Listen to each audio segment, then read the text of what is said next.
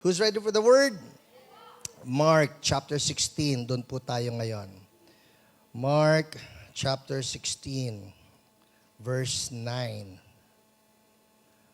We'll begin with verse 9. Dali lang ha, hintay ko matunaw itong pepakwa ko eh. May nag-abot kasi sa akin, hindi ko mailunok eh. Bakit ganun sabi pampaganda ng boses to? Ilang daang pepakwa ng nakakain ko, hindi pa gumaganda boses ko. Game. Verse 9. When Jesus rose early on the first day of the week, He appeared first to Mary. Pepakwa yung kayo. Mary Magdalene, out of whom He had driven 7 demons.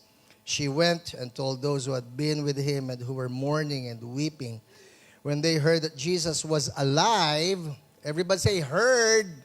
All right? When they heard that Jesus was alive and that she had seen Him, everybody read that next line. They did not believe it. Verse 12. Afterward, Jesus appeared in a different form to 2 of them while they were walking in the country. These returned and reported it to the rest. Tapos yung next line, everybody read. But they did not believe them either. Either. Okay.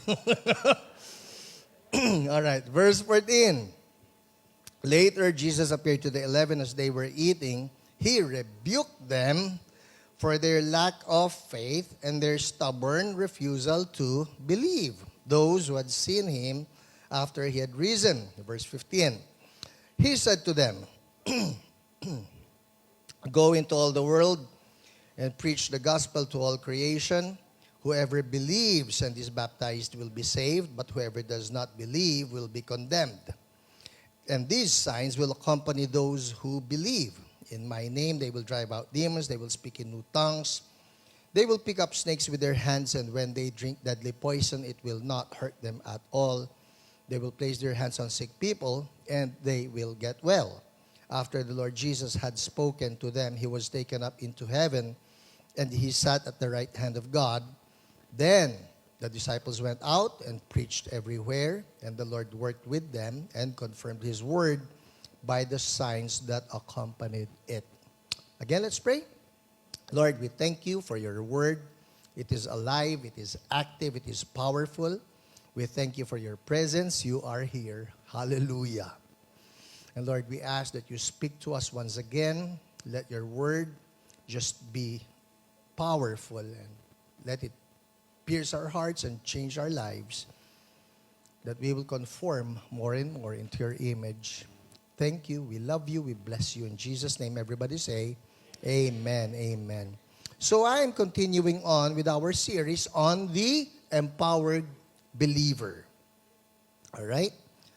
Because again, it is our desire, it is my desire, it is the Lord's desire that every believer be empowered. I don't think that God designed the church to be powerless. I don't think God designed the church to just be a talking place. He has always had it in His heart that He will see in the church a picture of Jesus. And Jesus was not just a good teacher. He was. He's the best teacher. But more than a teacher, Jesus was known to be a miracle worker. And if we are to reflect Jesus to this planet, to this world, kung ano si Jesus, ganun din tayo. If Jesus had His word, we need to have His word. But if Jesus moved in power, then we need to be empowered. Thus, the focus on being empowered believers. Now, the topic for this morning is believers in different stages. Everybody say stages. Ang totoo po, nag-iisip ako na mas magandang title, po pwede in the different stages of believers. Bahala na kayo. Basta ang punto rito, as believers, we actually are going through different stages. I'm not saying that after you're done with the first stage, that you never go back to it because chances are, pabago-bago tayo. Sino rito napansin nyo, minsan parang pabago-bago kayo? Minsan parang ang bait-bait nyo. Minsan parang hindi kayo ganun kabait. Pagka kinulangan ng tulog, bugnutin. Sino rito nagkakaganon? Pagka kinulang ng tulog, parang naiiba, nagiging Jekyll and Hyde. Diba? O kaya naman yung nasignitan ka lang sa kalye, nagbago na yun. So, talking of the stages, it's not like permanente ka na, okay, I'm done with that. Ideally, syempre, pag nag-graduate ka na, kunyari nag-high school ka na, huwag ka nang bumalik sa elementary. Nga lang, may high school pa ba? Parang lahat tayo grade level ngayon eh. Grade 1 hanggang grade 12 eh. Alright, nagbibiro lang. Pero ideally, the moment that you are done with one level, you step up. Hindi ba? At yun din ang gusto ni Lord sa atin. We step up. Sabi mo katabi mo, step up. Alright, so let's begin. What are these stages that I see here in the passage that we read? The first stage would be, number 1, what I would call unbelieving believers. Alright, it's the stage of being unbelieving believers. Now, let me explain. Yung kwento po na ito na binasa ko sa inyo speaks of the disciples of Jesus. Everybody say disciples. The assumption is because they are disciples, then they are believers. Tama? Dahil they've been with Jesus. They've actually been with Jesus for the past 3.5 years. They have heard the teachings of Jesus. They have seen the miracles of Jesus. They have even encountered all of the miracles and the wonders, the multiplication of food, the raising of Lazarus. Nakita nila lahat yun eh. And yet it says here that when the women told them that Jesus was alive, verse 11, when they heard that Jesus was alive and that she had seen him, this is Mary Magdalene, they did not believe it. So they are believers, but they did not believe. Thus, they are unbelieving believers. Believers sila, pero hindi sila naniwala. And not just once, but twice. Uy, parang narinig ko na yun sa iba. Verse 12, sabi rito, afterward, Jesus appeared in a different form to two of them while they were walking in the country. These returned and reported it to the rest, but they, what? Did not believe them either. So yun na naman. These are believers. These are disciples. They've been with Jesus. They've heard the teachings.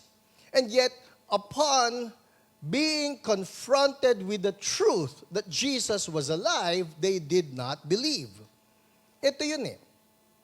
Pwede ba yun na naririnig na nila yung truth na ito and yet still not believe it? Baka naman hindi naman talaga kasi nila mapaghugutan ng where do we get this possibility that Jesus truly is alive? Ang totoo po niyan, Jesus has been talking about raising himself back to life even before he was crucified. Alright? Some examples here. I'll read to you. Matthew 16:21. Alright? This is Matthew, chapter 16. Buhay na buhay pa si Jesus. And this is what it says. From that time on, Jesus began to explain to his disciples. Everybody say, explain. Alright? Nasa inyo na ba? Matthew 16:21. Let's have them read this. Alright? From that time on, Jesus began to explain to his disciples. So may explanation, that he must go to Jerusalem and suffer many things at the hands of the elders, the chief priests, and the teachers of the law. So nag-explain na si Jesus. Buhay pa si Jesus, nag-explain na siya. And then it says here, and that what? He must be killed. And on the what? Third day, be raised to life. Tanong, nagsalita ba si Jesus? Ako ba nagsasalita ngayon? Alright. Nagsalita ba si Jesus? Tinuro ba sa kanila ni Jesus na siya ay mamamatay? Tinuro ba ni Jesus sa kanila na siya ay mabubuhay? Sinabi ba ni Jesus kung kailan siya mabubuhay? Kailan? On the third day. In short, nakasulat. Nasabi. And yet, when the report came in, we saw Jesus, He's alive. Alright, another verse. Andar tayo ha. Basa. Matthew 17:22. Let's look at this. When they came together in Galilee, again, this is Matthew, He said to them, Jesus said to them, the Son of Man is going to be delivered into the hands of men. They will kill him, and on the third day, he will be raised to life. Did he mention that he will be raised to life? He did. Pero ito yun eh. And the disciples were filled with grief. Well, understandable that they should be filled with grief because they heard that Jesus would be killed. Pero it would seem to me, binablock out nila, tinatanggal nila sa isip yung, huwag kayong mag-alala. On the third day, I will be raised back to life. Hindi, mamamatay ka. Hindi, mamamatay ka. Don't worry. On the third day, I will be raised back to life. Hindi, mamamatay ka. Why is it that we have an easier time of just receiving bad news, but when it comes to the promises of God, of power and raising back to life, hindi, mamamatay ka. Nandun yung ating slant into being unbelieving believers. All right? Here's another, Luke 18, verse 31.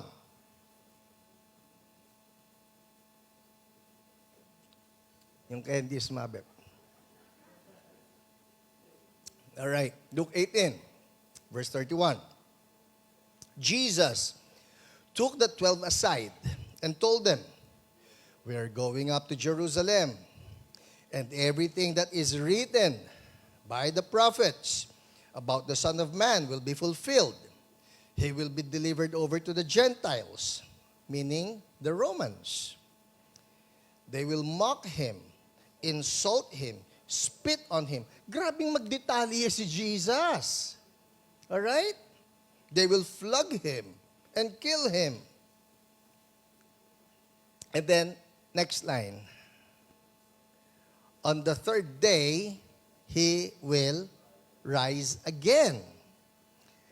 Babalikan ko yung tanong, did Jesus tell his disciples that he will be raised back to life? Yes. Many times, Jesus would always tell them, mabubuhay uli ako. I will be raised back to life.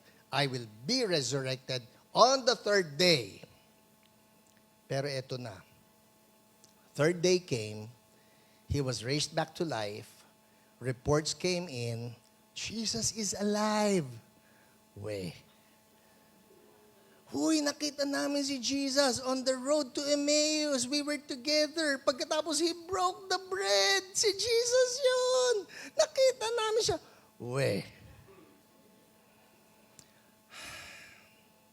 What does this have to do with us? It is this. We can actually hear the teachings. We can actually have the promises and still be dull. And still be slow, still not understand, still not believe. Mas madali sa atin paniwalaan yung mga malulungkot na kwento, pero pagkapangako na ni Lord on moving in power, wag muna yan. O kaya naman, Somebody was asking me about trying to prove the miracles of Jesus to those people, unfortunately, to those people who are already believers. Minsan po, nakapagsalita ako, at siguro sasabihin ko ulit, the unfortunate thing about the ministry of healing, deliverance, signs and wonders, is that when it comes to the unbelievers, pag sinabi mo sa isang unbeliever, yung hindi pa born again, hindi nakakakilala kay Jesus, pag sinabi mong, pwede kitang ipag-pray, Kasi alam mo, si Jesus nagpapagaling eh. The ready answer would be, please po, yes, please. Gusto nila yan. Hindi sila tumatanggi. Matter of fact, just yesterday, may dinalaw kami sa ospital at yung kabila na bed na andoon din, nakita ko siya ay tinamaan, aksidente sa motorsiklo. Yung mga nagmamotorsiklo po, mag-iingat kayo. Okay? Mag-iingat kayo.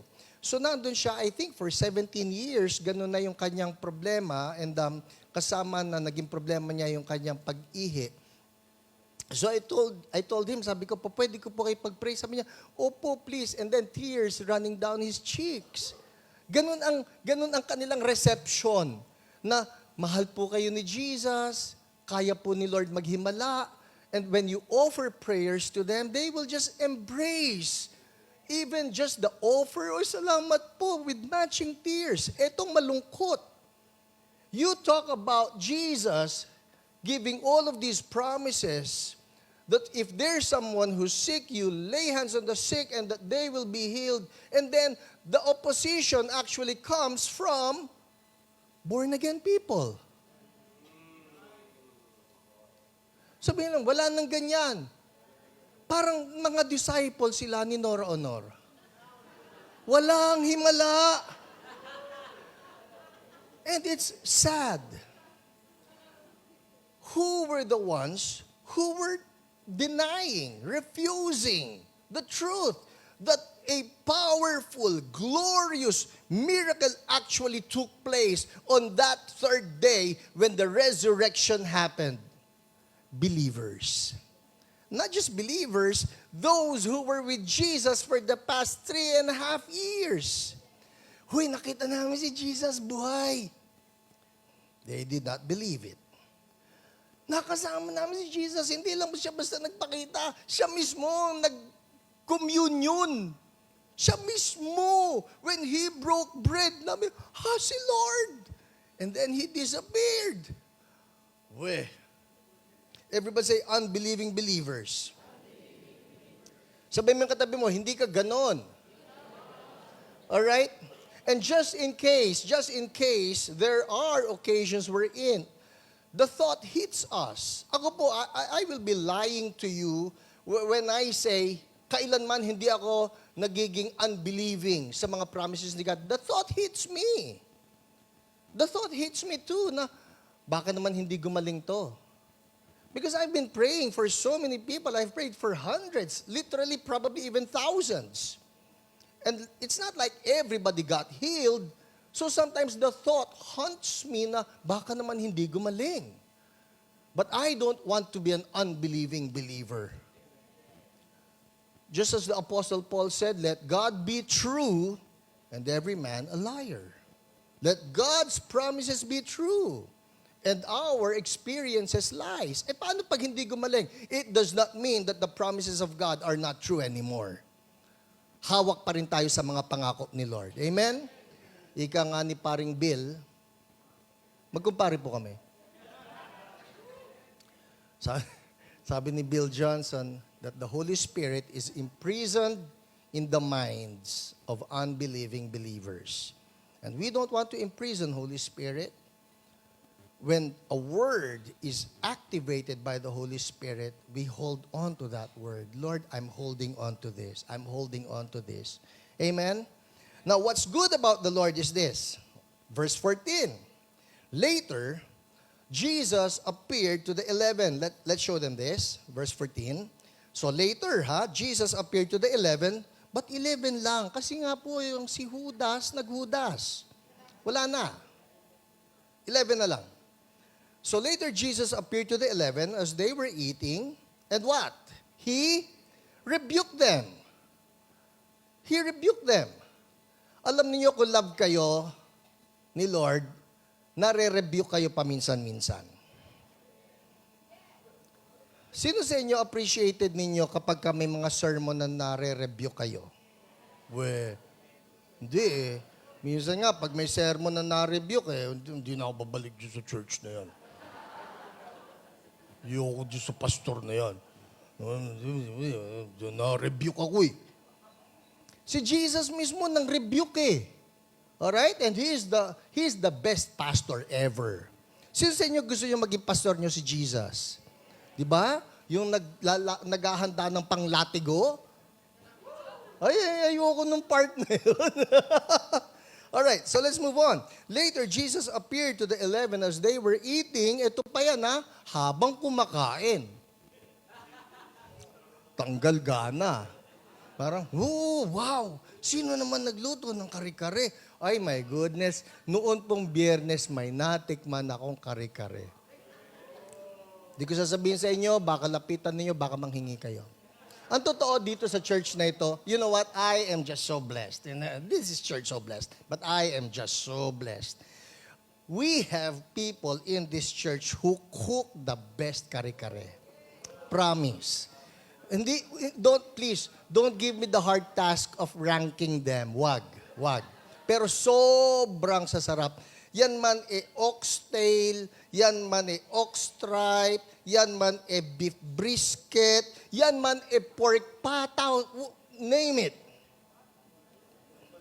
This is the place. This is the place. Okay. So mag-imagine kayo ng scenario. The 11 were together. They were having their time, meal time, eating time. Sarap.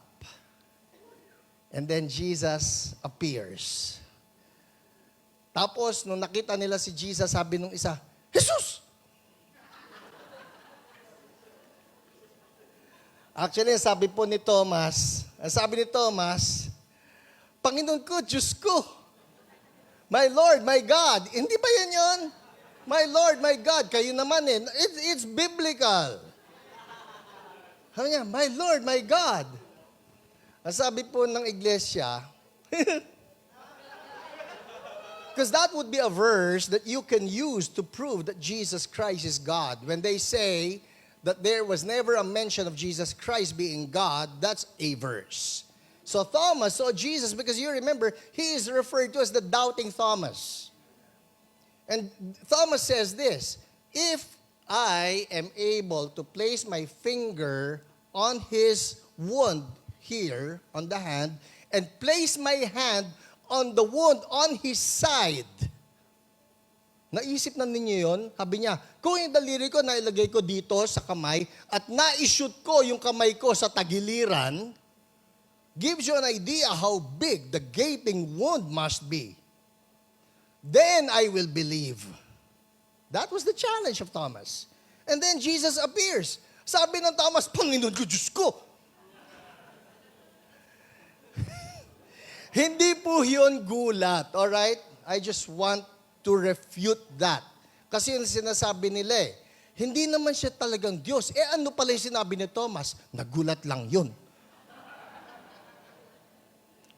No. Alam niyo kung bakit hindi yun nagulat lang? Kasi po, if Thomas used that line, my Lord and my God, only because he was surprised, then Jesus would have rebuked him for using the name of the Lord in vain. Hindi ni-rebuke Ang sagot nga ni Jesus now you believe because you see. Oh, you believe, I am Lord, I am God. Well, that's beside the point. Balikan natin yung pagkain. So, kumakain But it says here, when Jesus appeared to the 11 as they were eating, He rebuked them. For what? For their lack of faith and their stubborn refusal to believe those who had seen Him after He had risen. Well, guess what? Miracles have been happening around us. We've seen them happen. Yung pong kanta ng Bethel,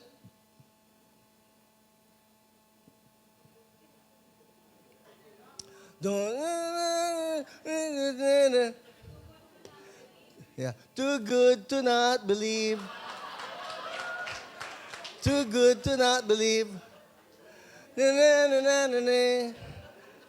Too good to not believe. Pero alam niyo, alright, mamaya, assignment niya, na after the worship service, go to Spotify, and then just look for Too Good to Not Believe.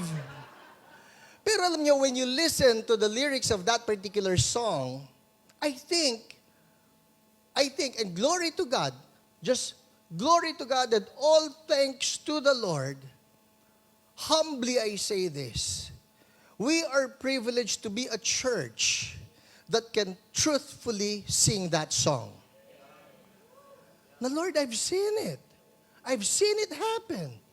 I've seen cancer disappear. I've seen marriages restored. I've seen metal disappear. I have seen them. So, for Jesus to be appearing before His disciples and tell them, stubborn refusal. How can you be so stubborn? You've seen it.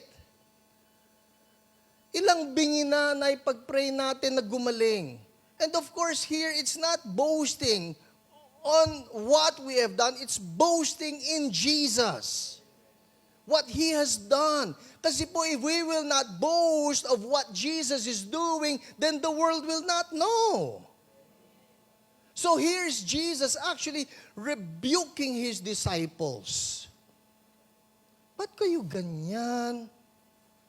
Ang dami-dami ng mga teachings kong binitawan sa inyo. Sinabi ko naman, mabubuhay ako Ano bang hindi ninyo mag-gets doon? Ang alam po namin kasi, they will whip you, they will flog you, they will spit at you, etc., etc., and then you will die. O tapos noon, may iba pa po ba? Yes, I will be raised back to life. Why is it that the church has an impossible time to digest the promises of God when it has to do with verses that speak of power and miracles and signs and wonders? So now Jesus rebukes them for their stubborn refusal to believe, those who had seen Him after He had risen. Tanong, when Jesus rebuked them, palagay nyo tumalab? Sige na po, hindi ito trick question. Palagay nyo, tumalab? I believe so. And this leads us to the second stage. What's the second stage? Believing believers. Paano ko nasabi yun? Kasi po, immediately after Jesus rebuked them, verse 15, He said to them, go into all the world. Preach the gospel to all creation. Why would Jesus even entrust the Great Commission to these guys if they still do not believe that He has resurrected? The mere fact that Jesus entrusted them with the Great Commission speaks a lot. Ay, finally, naniwala na kayo. So they are now believers. And that's the second stage, believing believers. Naniniwala na kayo sa himala. Everybody say, may himala. Alright, tama yung tono ninyo. Kasi po, if we will not believe, ganito lang kasimple, I always say this, ang puhunan lang natin sa himala ay pananampalataya. And aren't you happy? That's it. Anong puhunan mo? Naniwala ako. Anong puhunan mo? Naniwala ako. You remember the centurion when he approached Jesus and he was pleading for his servant. Pagkatapos, sabi ni Jesus, tara, puntahan natin yung servant mo. And then the centurion says this line, Jesus, I don't deserve you to come under my roof. But you know what? I am a man of authority and I understand authority. And I know that when I say something, these guys, when I say something, they will just obey it. Lord, just say the word. And my servant will be healed. Just say the word, my servant will be healed. Sabi ni Jesus, whoa, I have never seen anybody with that kind of faith. All right, because you say so, go back to your servant, he's now healed. Balik yung centurion, and then the servants, yung iba pa ng mga kasamahan, nandun na, buhay na po, okay na, magaling na, wala nang sakit. When did it happen? This time, and that was the time when Jesus spoke the word. Everybody say, I believe. People, when it comes to moving in power, The only thing that Jesus requires from us is just believing. Ang tunay po, walang kinalaman sa lakas ng boses. Walang kinalaman sa padyak. Minsan kasi, in Jesus' name. In Jesus' name. Walang kinalaman sa padyak. It's just a matter of, Lord, I take you at your word. I take you at your word. Whatever miracle that we may be referring to, we may be referring to healing, we may be referring to deliverance, we may be referring even to just receiving the empowerment of the Holy Spirit. Lord, because you said so, because you said so. And just because we believe, the miracle takes place. The line of Peter in Luke chapter 5, let's look at this. Luke chapter 5, verse 4, says here, this is Jesus, when he had finished speaking, he said to Simon, put out into deep water. By the way, ito pong time na ito, Simon was just so puyat. He was so puyat. Alam niyo yung kasabihan, lukohin mo na ang lasing, wag lang ang bagong gising, may mas masahol doon. Lokohin mo lasing, wag lang ang puyat. Alright? So, Simon was puyat. And here was Jesus, verse 4. When he had finished speaking, he said to Simon, put out into deep water, let down the nets for a catch. Verse 5. Everybody, I want you to read verse 5. Ready, go. Simon answered, Master, we've worked hard all night. Oops! Nag-call center pa ako kagabi. Dumiretso ako ng church. Pagkatapos, sasabihan ako ng ganitong promise, epek yan. Not Peter. Master, we've worked hard all night and haven't caught anything. Oh, I love this line. Everybody read, go. But because you say so. Woo! That's it. But because you say so. Sabi mo, Lord eh. Sabi mo, Lord eh. And that is what God is looking for in our hearts right now, that we be a people of, Lord, ano bang sinabi mo? Now, the problem would be if we as a people will just be looking at all, Lord, ang sabi mo, mamamatay ka, duduraan ka, they will whip you, they will crucify you. Well, you know what? I'm not downplaying here the sacrifice of Jesus. But aside from the truth that Jesus died for us, there's also the promise that Jesus is giving us His resurrection power. So wag nating alisin yon. So here's Jesus, and He's telling Peter, ito subukan mo. Alright? Let down the nets for a catch. Lord, because you say so. Everybody say, Lord, because you say so. So by this time, the believers have become believing believers. Amen? Everybody say, I'm a believing believer. Naisip na ba ninyo ito? As I was preparing this message, the thought hit me. Jesus and the Pharisees and the Sadducees and the scribes, they actually read the same scriptures. Pare-pareho lang sila na nabasa na scripture. Promise. Hindi po iba yung version ni Jesus. Alright? They were reading the same scriptures. But the difference would be, Jesus read the scriptures through the eyes of faith, and the Pharisees read the scriptures through the eyes of the law. Puro utos, puro utos, puro utos.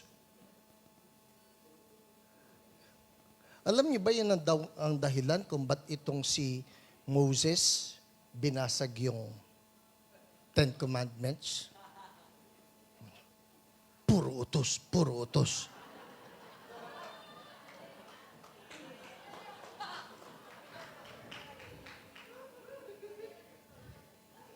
Hoy Chris, ikaw huwag kang magbabasag.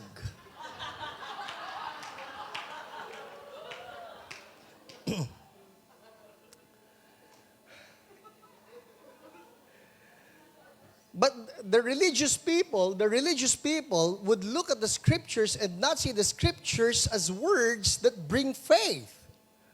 They don't see the scriptures as words that give promises. See, Jesus, he looked at the scriptures and he saw life. Tayo po, importante sa atin ito. Pag nagbabasa tayo ng Bible, Lord, what are your promises for me? And then you take a good grip on the promises of God and then you become a believing believer. Amen? Importante yon. Lalo na the washing of the water through the Word, mahugasan yan. Kasi naman, ang lamanan ng utak natin, puros YouTube na eh. O puros kung ano-anong Netflix or whatever. Lord, let your word just wash my mind again. Let there be the renewing of the mind. Amen? Alright, who's excited for number 3? Kanginta ko pa kayo binibitin actually. Para mabitin kayo. So Jesus gives them the Great Commission. Whoever believes and is baptized will be saved. Whoever does not believe will be condemned. Verse 17. All right? Dito na. This is the third stage. What's the first stage? Unbelieving believers. Second stage? Believing believers. All right, Lord, naniniwala na ako sa promises mo. Verse 17. And these signs will accompany those who believe. In my name, they will drive out demons, they will speak in new tongues, they will pick up snakes with their hands, and when they drink deadly poison, it will not hurt them at all. They will place their hands on sick people, and they will get well. Signs will accompany those who believe, and this is number 3, third stage, empowered believers. You're not just believing, you're now empowered. Ito po yan ha, tingnan ninyo. Kangi-kangi na lang, yung mga disciples, they did not believe. They did not believe. They did not believe. But now, Jesus gives them the Great Commission, and these signs will accompany you. What happens to them? Tingnan ninyo verse 19. After the Lord Jesus had spoken to them, He was taken up into heaven. He sat at the right hand of God. And then verse 20. Everybody read, go. Then, the disciples went out and preached everywhere, and the Lord worked with them and confirmed His word by the signs that accompanied it. Whoa! Radical! Dramatic naman yung turnaround nito. Kangi-kangi na lang, sabi ni Jesus. Di kayo maniwala na buhay ako. Na-shook silang lahat. Pagkatapos, ang sabi ngayon dito, Jesus left them, ascended to heaven, and now they went out and preached everywhere. Did this happen overnight? Answer would be no. Ang totoo po niyan, between verse 19 and verse 20, merong gap. Between verse 19 and verse 20, Jesus ascended to heaven, tells them, you stay in Jerusalem until you receive empowerment. Until you are clothed with power from heaven. Stay in Jerusalem. Wait. You need to immerse yourself. Wait. Be in an attitude of receiving from me, because I promise you this, I will not leave you as orphans. I'm coming back in the form of the Holy Spirit. So verse 19, verse 20, meron pong pagitan diyan of waiting. And then they waited. And this is an encouragement for all of us. If we want the empowered life, who wants the empowered life? Empowered life, empowered life. Ako po natutuwa kay Vlad. Kilala niyo si Vlad? Paano yun nalaman subchok yung sasabihin ko kung iba? Yeah, actually, I like I like what he's doing right now, that in their church, they have the mid-year prayer and fasting. Just challenging the people in the church to spend some time with God. Spend more time with God. You pray, you fast. You pray, you fast. Because you need to immerse yourself in the presence of God. There is no instant empowerment. Kung natikman na po ninyo yung napakasarap ko na niluluto, na pinapaitan, di huwag ka maniwala, okay lang. Unbelieving believer.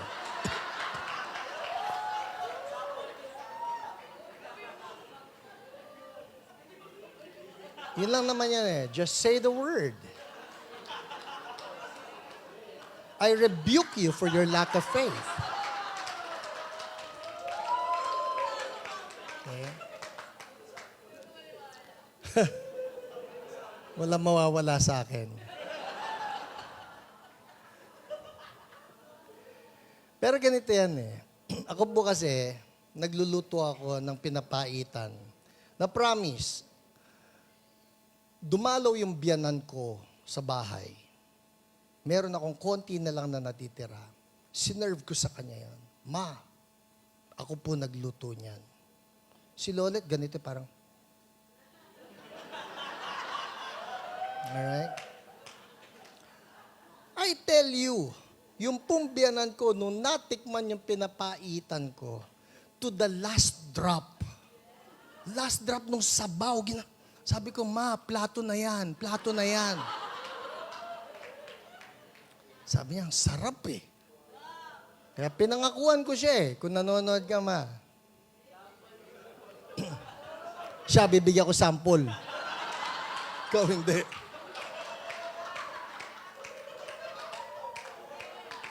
Pero ito yan eh.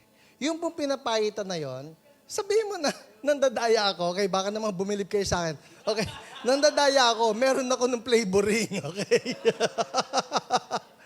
pero, maliban doon sa flavoring, yung pong tripe niyan at beef brisket, pinapakuluan mo yan ng matagal hanggang sa lumambot at maglasa. Alright? Hihintayin mo siyang sumama talaga doon sa tubig yung linamnam.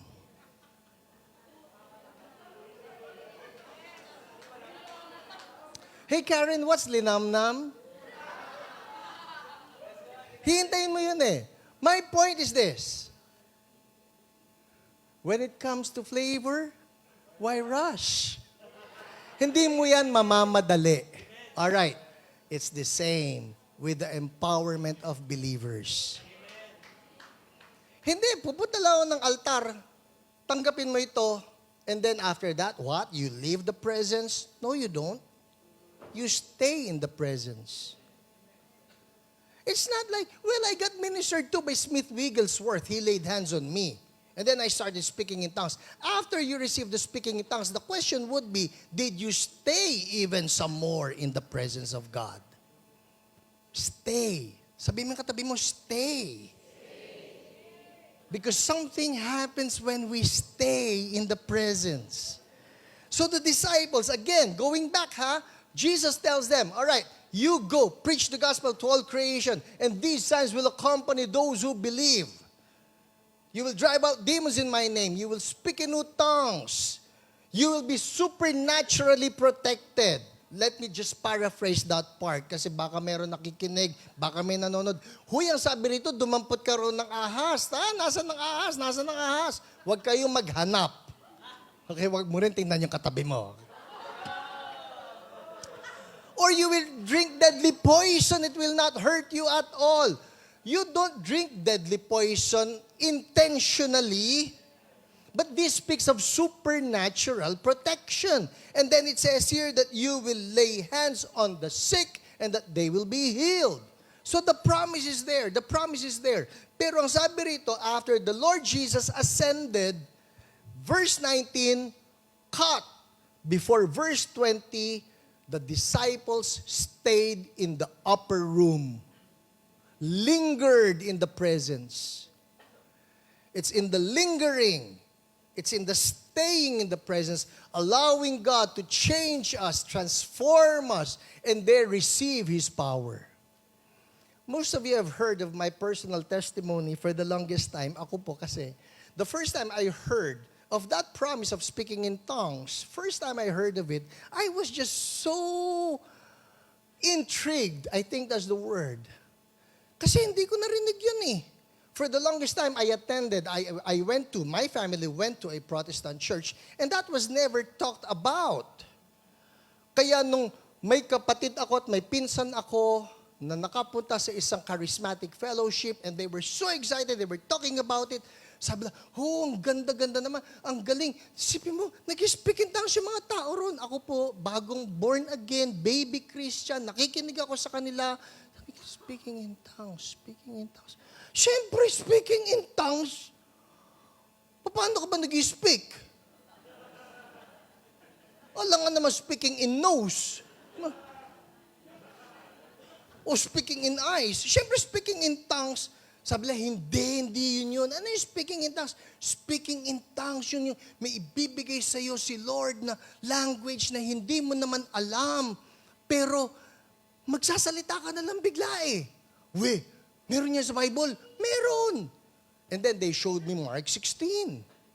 And then they showed me Acts chapter 2. And then they showed me Acts chapter 10. And then they showed me Acts chapter 19. It's all over. Ba't hindi ko alam yan? So, I was looking for the experience. Pumunta ako doon sa sinasabi lang charismatic fellowship. At nung nag-altar call, punta ako sa harap.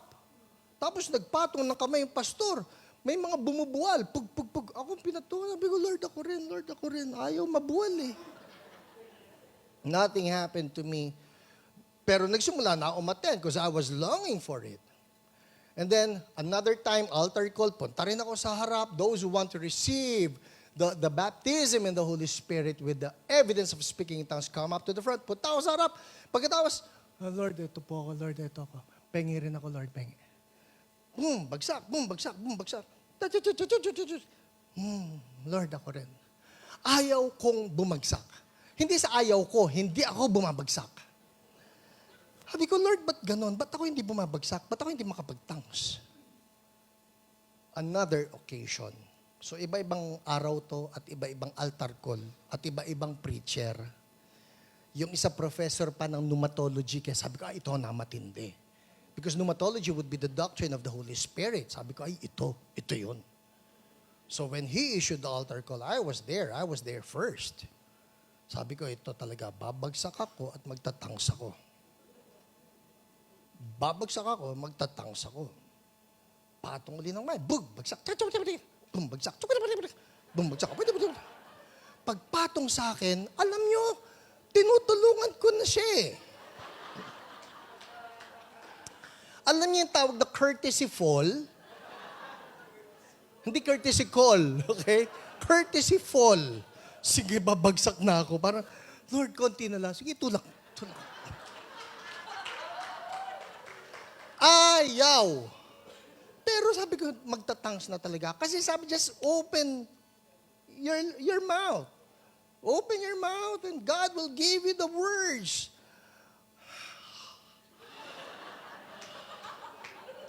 Totoo ito. I'm not exaggerating, all right?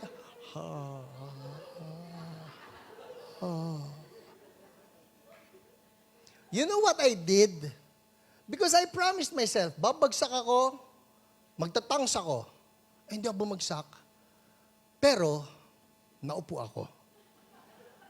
Dahil lahat nakahiga, at least ako nakaupo na, hindi na ako nakatayo. Nakaupo ako, and then I started saying this.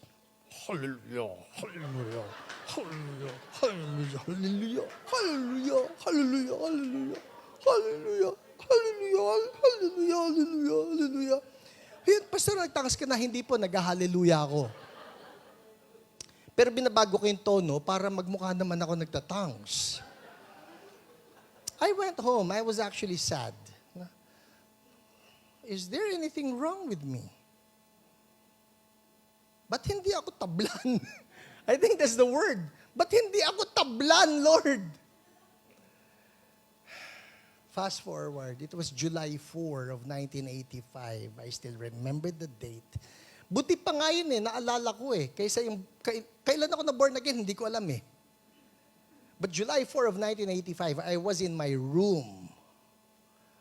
And it was in my room when I was just worshiping Jesus and telling Him how much I love Him, how much He means to me, that He's just so good, that He's just so beautiful, and that there is no one in this life that matters to me more than Him. And I was just singing to Him ng iba-iba lang na, Jesus, you're so beautiful, I love you, and I worship you, I adore you. Jesus, you're awesome, you're beautiful, you're wonderful. Lord, I love you, I worship you. Thank you for giving your life for me. Jesus, you're so wonderful, you're beautiful. Lord, I love you and I worship you. And then it just flowed. And it flowed, and it flowed, and it flowed for the next 3 hours. It was heaven. Sige, palakpakan natin si Lord. Hallelujah. It was just heaven. And something I learned from that experience is that it's not the experience that we are after. It's the immersing in His presence. Sometimes the problem would be, Lord, I want to be an empowered believer. Because I want to move in signs and wonders. Siyempre naman, pagka nakakarinig ako, pinatungan ng kamay yung bingi, nakarinig. Pagkatapos inutusan yung demonyo, lumayas. Yung demonyo. Minsan kasi yung nagpapalayas sa lumalayas But when we hear of these stories, we think, sana ako rin.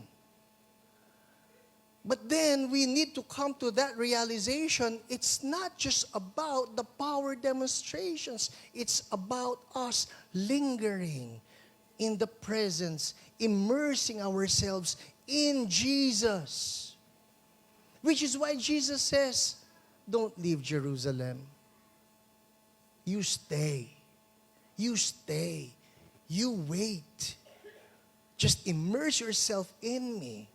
Because that's where we get the power. Amen? Huwag tayong maghanap lang nung gusto ko yung may tindig, balahibo. Di ka naman balbon. It's not about the tingling sensation. It's about us falling in love with Jesus. Because what you behold, you become. You behold Jesus some more and you become like Him. And you become a representative, not just of His love, but you become a representative even of His power. Amen? So let me close with this.